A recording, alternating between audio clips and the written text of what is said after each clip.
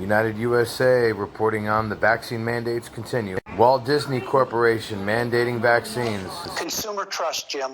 We have built up a history of consumer trust and confidence. When we opened up Walt Disney World back in the middle of the pandemic, there were a lot of doubters. But through things like the NBA experience that we had there and showed everybody in the world that we could operate responsibly in the midst of this pandemic. And we've been operating Walt Disney World now for about a year, and we're very, very proud of what our cast has been able to do. And I think now that actually builds the brand, builds the equity, builds the trust that a family can come to Walt Disney World and feel like they're responsibly being taken care of. Now, I want to talk about safety for a second, because you talk about the idea of the brand, what it means. I understand that you have a very tough policy on vaccinations. We had Frank Del Rio on last night, CEO of Norwegian Cruise. He's being tough, too.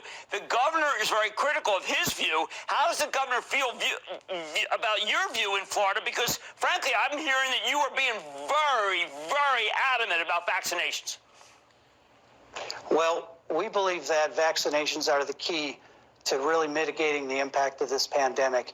And, we here at Disney don't control what the rest of the world does, but we do have about 250,000 cast members that we'd love to see vaccinated. We think we owe it to them, being in the public eye, but we also owe it to our guests at the same time. We've got a tremendous relationship with the governor of Florida, and while we see the whole obligation to be vaccinated and mask wearing maybe a little bit differently, he's given us the degrees of freedom to do what we need to do in order to protect our guests, protect our cast, and stay in business. That means you'll be willing to fire people if they don't get vaccinated.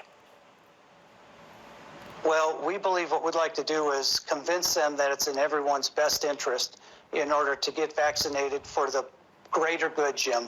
And the greater good includes our guests. And again, it goes back to that contract that we've got with our guests that will operate responsibly.